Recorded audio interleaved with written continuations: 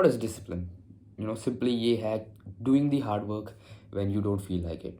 Okay, simple भाषा में बताएं तो डिसिप्लिन वही है। बट अभी तुम्हें सारे ऑनलाइन कह रहे होंगे कि वो डिसिप्लिन बनाओ, बिल्ड डिसिप्लिन, ये वो, discipline is the key to success, ये वो, ऐसा बहुत कुछ कहते हैं, ठीक है। बट कोई तुम्हें बताएगा नहीं कि डिसिप्लिन जो है उसे एक्चुअल में बिल्ड कैसे करना है। एंड वही उसी चीज़ के ऊपर ये वीडियो है। आज मैं बताऊंगा कि डिसिप्लिन को एक्चुअल में किसी भी चीज़ के अंदर तुम कैसे बिल्ड कर सकते हो, चाहे वो स्टडीज़ है, वो वर्किंग आउट अपना है, हेल्थ फिटनेस, किसी भी चीज़ के अंदर अगर तुम्हें डिसिप्लिन बिल्ड करना है तो ये वीडियो तुम्हें हेल्प करेगी।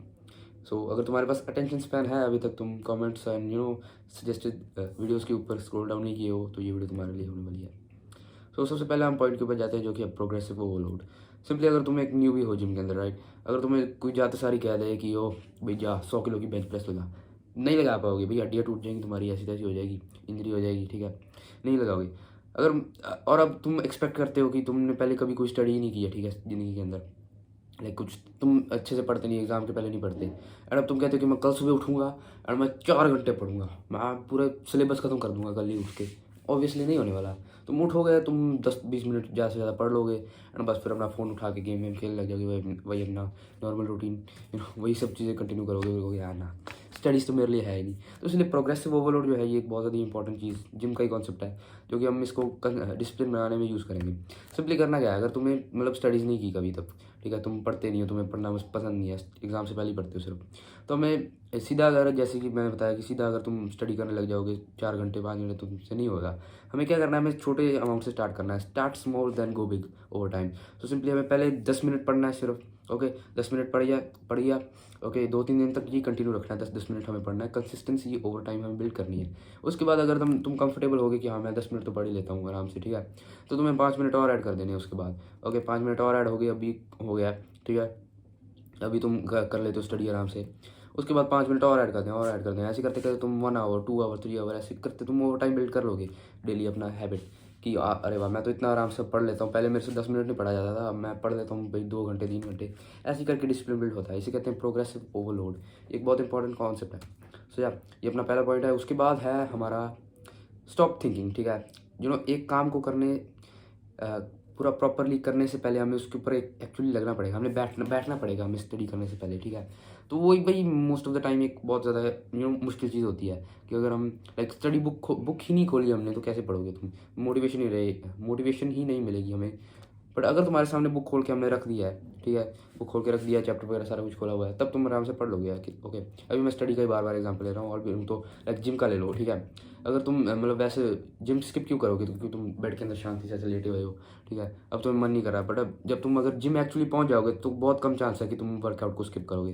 तो ये पॉइंट है कि हमें एक्चुअली उस जगह के ऊपर पहुँचना है, गेटिंग टू वर्क है, ये कैसे करना है अभी हमें। तो सिंपली हमें सोचना बंद कर देना है, ठीक है, बिल्कुल सोचना ही बंद कर दो, और जो काम तुम्हें पता है अभी बेबी स्टेप है वो करना है। बेबी स्टेप क्या है, तो सिंपली अगर मान लो मैं जिम जाना है, ठीक है, सबसे पहले मैं क्या करूँगा, अपने बूट्स पहनूंगा, ठीक है, मैं अपना बाइक निकालूंगा, मैं अपना वाटर बॉटल वगैरह लेके एंड सब कुछ मैं जिम चला जाऊँगा। बट अभी तुम्हें अगर जिम की मोटिवेशन नहीं है, तो तुम्हें यही बस बेबी स्टेप्स करने हैं। पहले अपने बूट डाले, ओके, अभी मेरे को मन नहीं कर रहा जिम वर्कआउट करने का, ठीक है, कोई बात नहीं, मैं अपनी बाइक निकालता हूँ, अगर तब भी मेरा मन नहीं करेगा, ठीक है, तो मैं रख दूँगा, वापस चला जाऊँगा।